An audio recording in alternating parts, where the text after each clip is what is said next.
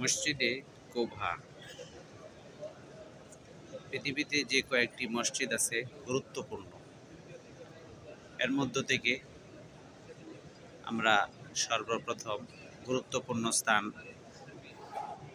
মক্কা শরীফের যে মসজিদ, হারামের মসজিদ, হারাম শরীফের গুরুত্ব সবচেয়ে বেশি। তারপর মসজিদে নববী, মসজিদে নববীরও গুরুত্ব। তারপর কাবা শরীফের পর হলো মসজিদে নববীর গুরুত্ব। তারপর যেই মসজিদটি গুরুত্বপূর্ণ স্থান অধিকার করে এটি হলো মসজিদ আকসা। মসজিদ আকসার পরে যে মসজিদটি গুরুত্বপূর্ণ স্থান অধিকার করে মসজিদে কুবা। হুজুর করিম সাল্লাল্লাহু আলাইহি ওয়াসাল্লাম মক্কা শরীফ থেকে হিজরত করে এসে মদিনায় সর্বপ্রথম এই মসজিদে অবস্থান করেন, মসজিদে কুবাতে অবস্থান করেন। মসজিদে কুবাতে অবস্থান করেন হুজুর করিম সাল্লাল্লাহু আলাইহি ওয়াসাল্লাম। সেখানে সাহাবায়ে কেরামদেরকে নিয়ে ইট, বালু, সিমেন্ট দিয়ে তৈরি করেন একটি মসজিদ। এই মসজিদটি তৈরি করেন সর্বপ্রথম মদিনার সর্বপ্রথম জুমা পড়েন হুজুর করিম সাল্লাল্লাহু আলাইহি ওয়াসাল্লাম। এই মসজিদে সর্বপ্রথম জুমার নামাজ আদায় করেন।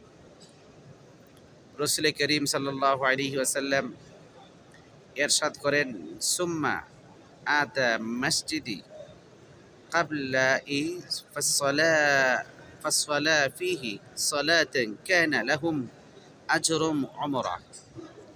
যে ব্যক্তি, হাদিস শরীফে আসছে, যে ব্যক্তি এই মসজিদে ইখলাসের সাথে মসজিদে কুবায় নামাজ আদায় করবে, 2 রাকাত নামাজ আদায় করবে, আল্লাহ তাআলা তাকে একটি উমরা হজের সওয়াব দান করবে।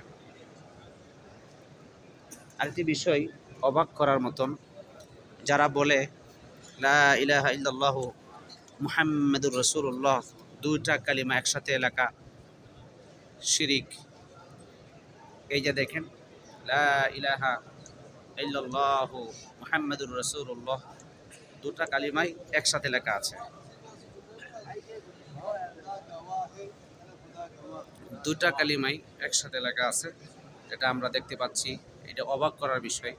লা ইলাহা ইল্লাল্লাহু মুহাম্মাদুর রাসূলুল্লাহ সাল্লাল্লাহু আলাইহি ওয়াসাল্লাম। আমরা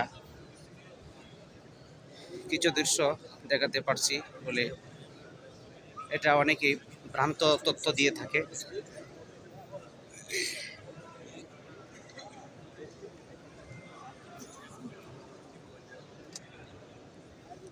এই মসজিদটি, আমি আবার বলছি, কাবা শরীফের পরে, মসজিদে নববীর পরে, মসজিদে আকসার পরে, তারপরেই যত মসজিদ আছে সব মসজিদের গুরুত্ব তো আছেই, আল্লাহ পাকের ঘর সবগুলো। তবে মসজিদে হারামের পরে নববীর পরে মসজিদে আকসা, আকসার পরেই এই মসজিদে কোভা। হুজুর করিম সাল্লাল্লাহু আলাইহি ওয়াসাল্লাম মক্কা শরীফ থেকে এসে সর্বপ্রথম মদিনা শরীফে এসে এই মসজিদে অবস্থান করেন।